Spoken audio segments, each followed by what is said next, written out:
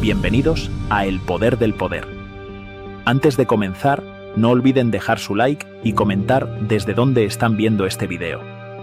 Cuando pensamos en Auschwitz, la imagen que se nos viene a la cabeza es clara: humo, alambre de espino, miradas vacías. Un campo de concentración donde el hambre, el frío y la muerte formaban parte de la rutina. Pero lo que pocos saben, y lo que nadie imaginaría, es que dentro de ese mismo infierno hubo un ring, un cuadrilátero improvisado. Y dentro de él, hombres peleando por su vida, literalmente. Sí, en Auschwitz también hubo boxeo. No como deporte, no como entretenimiento voluntario, sino como una forma de supervivencia. Prisioneros enfrentados a puño limpio, mientras los guardias nazis apostaban, reían o simplemente observaban con morbo. Una escena surrealista. Víctimas del sistema nazi obligadas a golpearse frente a sus verdugos para conseguir, si tenían suerte, un plato de comida extra. O al menos, evitar el siguiente tren al crematorio. Pero esas peleas no eran un espectáculo más. Para quienes subían a ese ring improvisado, eran un día más con vida. Porque los ganadores a veces recibían pan, sopa o una protección momentánea. Y los perdedores muchas veces desaparecían. Este episodio va dedicado a ellos, a los boxeadores de Auschwitz, a los que usaron sus puños no por gloria, sino por necesidad. Porque mientras unos usaban el deporte para humillar, otros usaban el combate para resistir. Porque no hay honor en pelear por tu vida, pero sí hay verdad. Y dentro de esa verdad, hay historias que merecen ser contadas. Hoy vamos a conocer a hombres como Tadeusz Teddy Pietrzykowski, el primer boxeador del campo. Un joven deportado por ser miembro de la resistencia polaca que, al llegar al campo en 1940, se convirtió en símbolo de algo impensable: dignidad entre golpes. También hablaremos de Víctor el Tornado de Túnez Pérez, campeón mundial de peso mosca antes de la guerra, que acabó peleando en medio del barro y la humillación. O de Salamo Aroush, el judío griego que ganó más de 200 combates en el campo y sobrevivió solo porque sabía moverse rápido sobre el suelo desnivelado del infierno. Ninguno de ellos pidió subir al ring. Ninguno luchó por medallas. Pero todos entendieron que en Auschwitz un solo golpe podía significar la diferencia entre vivir o desaparecer. En los próximos minutos vas a descubrir cómo el boxeo, una disciplina de fuerza, estrategia y honor, fue retorcida hasta convertirse en herramienta de dominación. Pero también en tabla de salvación para quienes no tenían nada más. Esta es la historia de los boxeadores de Auschwitz. Una historia de puños, miedo y resistencia. En aquel infierno disfrazado de campamento industrial, donde la dignidad humana era eliminada sistemáticamente, Tadeusz Teddy Pietrzykowski se convirtió en una anomalía. Un símbolo de resistencia. Un hombre flaco, hambriento, golpeado por dentro y por fuera, que encontró en sus puños el arma más inesperada para sobrevivir. Teddy llegó a Auschwitz en 1940, como parte del primer grupo de prisioneros políticos polacos deportados al campo. Antes de la guerra, había sido boxeador amateur en Varsovia. Pesaba poco más de 60 kilos, pero era rápido, técnico y, sobre todo, inteligente en el ring. A su llegada, los nazis vieron su físico delgado y sus huesos marcados por el hambre. Nadie imaginaba que aquel cuerpo débil sería capaz de resistir, ni mucho menos de pelear. Pero un día, uno de los capos, prisioneros con privilegios, propuso un combate para entretener a los oficiales. Eligieron a Teddy como uno de los participantes. Al principio dudó. Sabía que todo era una trampa. Pero también sabía que negarse podía significar la muerte inmediata. Subió al ring improvisado. Frente a él, un guardia alemán había elegido a otro prisionero, más alto, más fuerte, bien alimentado. Un espectáculo, pensaban. Lo que pasó después fue inesperado. Teddy esquivó, golpeó, aguantó y ganó. El campo entero lo supo, no por gritos, ni aplausos, ni celebraciones, sino por el silencio que siguió al combate. Uno de los suyos había vencido. Había desafiado la humillación con habilidad. Y los nazis, lejos de matarlo, comenzaron a usarlo como entretenimiento recurrente. Durante los años siguientes, Teddy peleó más de 40 combates en Auschwitz. Ganó casi todos, a veces contra prisioneros seleccionados, otras veces contra soldados alemanes disfrazados de boxeadores. Cada victoria no solo le daba una ración extra de comida, sino algo aún más valioso: protección. Su fama lo convirtió en útil, y en Auschwitz, ser útil significaba seguir respirando un día más. Pero sus peleas no eran solo por él.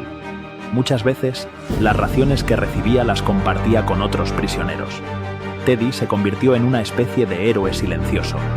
No por lo que decía, porque apenas hablaba, sino por lo que representaba: la posibilidad de mantenerse de pie, incluso cuando todo a tu alrededor. Nunca pidió gloria, nunca pidió venganza, solo intentaba no desaparecer, golpe a golpe, día tras día. En un lugar donde la vida no valía nada, su resistencia sobre el ring demostró que todavía quedaba humanidad. Después de la guerra, Teddy sobrevivió. Siguió boxeando, esta vez en libertad, y cada vez que subía al ring llevaba en sus puños el recuerdo de quienes ya no estaban.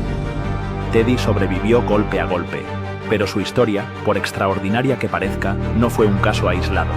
Al contrario, fue la puerta de entrada a una práctica que los nazis adoptaron como método de control, sadismo y poder. Las peleas se convirtieron en espectáculo, y como todo en Auschwitz, ese espectáculo no era inocente. Después de los primeros combates en los que participó Teddy, los oficiales comenzaron a organizar más. Querían ver sangre. Querían ver a los prisioneros enfrentándose entre ellos. Y sobre todo, querían recordarles una cosa: aquí, nosotros decidimos quién vive y quién muere. El ring improvisado se convirtió en un escenario de humillación. Los SS y capos elegían a los luchadores como si fueran piezas de ajedrez. No siempre buscaban igualdad. A veces enfrentaban a un hombre bien alimentado contra otro al borde de la desnutrición. A veces obligaban a amigos, incluso hermanos, a golpearse bajo amenaza de castigo. Era parte del juego. Porque allí, el objetivo no era el combate, era la degradación. Los combates se realizaban en patios abiertos, barracones vacíos o, en ocasiones, en zonas donde los oficiales pudieran observar con comodidad. Apostaban entre ellos, reían, comentaban los movimientos como si estuvieran en una velada profesional, pero aquello no era deporte, era tortura envuelta en entretenimiento. Quienes peleaban lo hacían por distintos motivos. Algunos eran obligados directamente, otros aceptaban porque sabían que una victoria podía significar una sopa más, una paliza menos o simplemente no ser trasladado al bloque de castigo. Y otros, como Teddy, lo hacían sabiendo que su habilidad podía extender su vida y ayudar a otros. Pero todos ellos tenían algo en común: no podían decir que no. En Auschwitz, decir no era una forma silenciosa de firmar tu sentencia. La perversidad del sistema nazi no estaba solo en matar, estaba en usar todo, incluso el cuerpo de los prisioneros, como herramienta para demostrar su dominio. Y el boxeo, una disciplina que en otros contextos representa respeto, técnica y honor, fue aquí reducida a una moneda de cambio macabra. Hay testimonios que hablan de peleas manipuladas, de prisioneros que eran obligados a perder para que los oficiales ganaran sus apuestas, de boxeadores que, tras varias victorias, fueron asesinados por haber perdido el interés. Porque en Auschwitz, incluso si eras bueno, nunca eras indispensable. Teddy resistió porque ganó, pero también porque entendió las reglas no escritas de aquel teatro brutal. Nunca humilló a un rival, nunca celebró una victoria. Peleaba con precisión, con frialdad, con silencio, porque sabía que estaba caminando sobre el filo de una navaja, y mientras él sobrevivía, otros empezaban a ser seleccionados para entrar en el círculo de los boxeadores del campo. Algunos llegaron a ganar, otros simplemente no volvieron a levantarse. Teddy no fue el único. Una vez que los nazis descubrieron el valor recreativo de estas peleas, comenzaron a buscar más. Cualquier prisionero con pasado deportivo podía convertirse en boxeador, le gustara o no. Y si había sido campeón antes de la guerra, mejor. Porque eso también alimentaba el ego de los oficiales. Ver a los grandes del ring doblegados, flacos, obedientes, peleando como animales por un trozo de pan. Uno de ellos fue Salamo Arouch, judío griego, campeón de los Balcanes de peso medio antes de la guerra. Deportado a Auschwitz en 1943, fue rápidamente identificado por los guardias como boxeador. Le ofrecieron pelear. O más bien, Se lo ordenaron. Salamo aceptó. No porque quisiera, lo dejó claro después, sino porque sabía que decir que no era desaparecer. Entre 1943 y 1944, Arouch disputó más de 200 combates dentro del campo, siempre contra otros prisioneros, a veces contra soldados, otras veces simplemente para entretener a un comandante aburrido. Salamo ganó casi todos.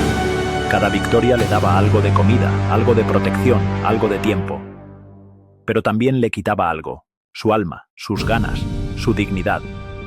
Él mismo lo diría años después. Cada combate era una muerte más.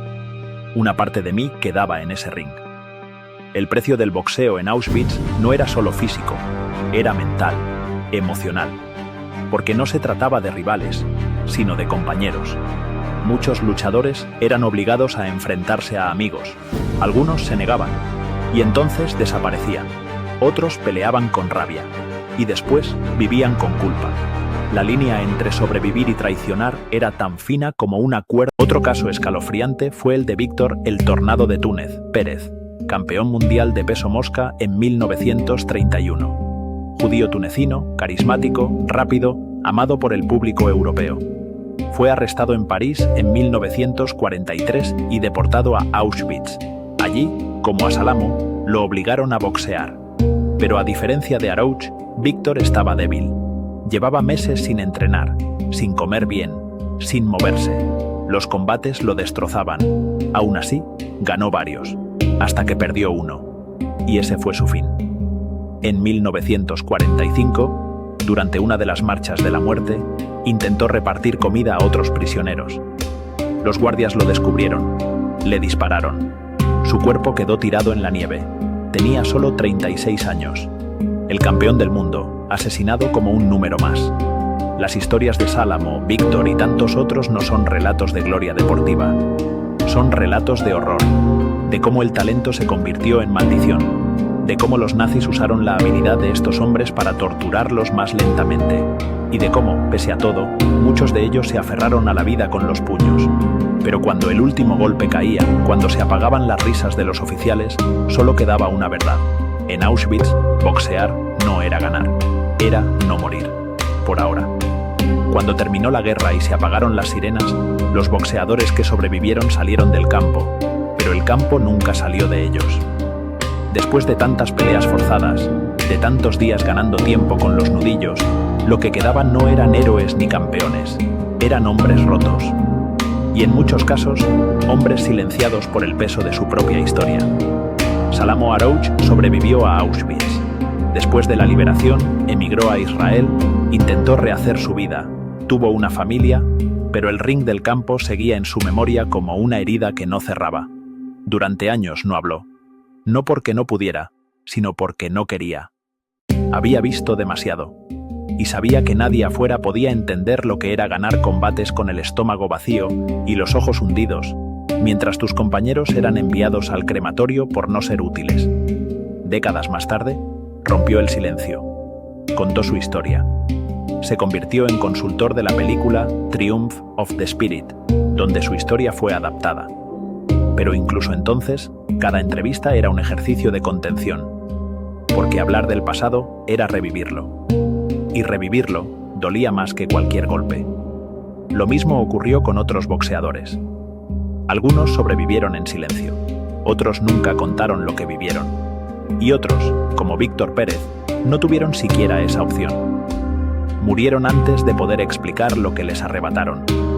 No solo su cuerpo o su juventud, también su identidad. Porque el trauma no era solo físico. No se trataba de costillas rotas o dientes perdidos. Era algo más profundo. Era la culpa del sobreviviente. La sensación constante de que, por ganar, otros habían perdido. De que por comer un trozo más de pan, otro compañero había muerto de hambre. De que cada victoria era también una condena, una carga. Muchos de ellos, al regresar a la vida civil, jamás volvieron a subirse a un ring. No porque no pudieran, sino porque ya no tenía sentido. El boxeo había dejado de ser un deporte, se había convertido en una cicatriz. Y sin embargo, dentro de ese trauma, también hubo dignidad. Porque, como contaría años después Arouch, cada vez que peleaba no lo hacía por espectáculo, lo hacía para seguir respirando, para demostrar, aunque fuera en silencio, que todavía quedaba algo de humanidad, incluso en medio del horror. Los boxeadores de Auschwitz no buscaron la gloria, no pidieron ser recordados, pero sus historias, escondidas durante años, son un espejo del precio de la supervivencia, de lo que significa seguir con vida cuando todos los demás no lo logran. Ahora que conocemos sus nombres, sus historias, sus golpes y sus heridas, solo queda una pregunta. ¿Es posible vencer cuando tu única victoria es no morir? Después de la guerra, el mundo intentó volver a la normalidad. Las ciudades se reconstruyeron, las familias se reencontraron. Pero para los boxeadores de Auschwitz no hubo volver. Solo quedó seguir adelante con los puños bajados y el alma golpeada para siempre. El trauma que cargaron no podía verse en los tribunales de Nuremberg ni en las fotos de liberación. Estaba en sus gestos, en sus silencios, en cada vez que cerraban los ojos y recordaban los gritos del público nazi, las apuestas, los golpes que no eran por gloria, sino por un trozo de pan. Porque esos combates, aunque les salvaron la vida, también les robaron algo irrecuperable: la inocencia del deporte, la dignidad del combate. Y sin embargo, hay algo más fuerte que el dolor. Algo que se filtró entre los barracones, entre los puños cerrados, entre cada paso en las marchas de la muerte. Algo que ni siquiera Auschwitz pudo matar. Porque cada vez que Teddy se subía al ring, lo hacía sabiendo que estaba ganando minutos, que cada esquiva era un acto de rebeldía, que cada golpe que daba no era para humillar, sino para recordarse a sí mismo y al mundo que aún estaba allí, vivo, de pie, humano, porque cada vez que Salamo Arouch se ponía de pie, estaba desafiando a un sistema que lo quería de rodillas, y aunque sus victorias no tenían medalla, tenían memoria, tenían sentido. Y porque cada vez que recordamos a Víctor Pérez, el campeón que murió por compartir comida con otro prisionero, estamos diciendo que su historia no fue en vano. En Auschwitz, hasta los golpes eran herramientas de control, pero también fueron armas de resistencia. El ring no era un cuadrado delimitado por cuerdas, era cualquier rincón donde un hombre, desnudo y hambriento, decidía que aún no se rendía, que aún podía pelear, que aún podía vivir. Esta no es una historia de deporte, es una historia de barbarie, de cómo incluso lo más noble puede ser pervertido. Pero también es una historia de coraje, de hombres que usaron lo único que les quedaba, su cuerpo, su técnica, su aguante, para no desaparecer. Hoy, el mundo los recuerda, no como gladiadores, no como leyendas del boxeo, sino como testigos, como supervivientes, como prueba viva de que el espíritu humano, incluso rodeado por el horror más absoluto, puede seguir luchando. A ellos, este episodio, a sus puños, a sus silencios, a su memoria. Antes de terminar, recuerda suscribirte a El Poder del Poder, dejar tu like y comentar qué te pareció esta historia. Nos vemos en el próximo episodio.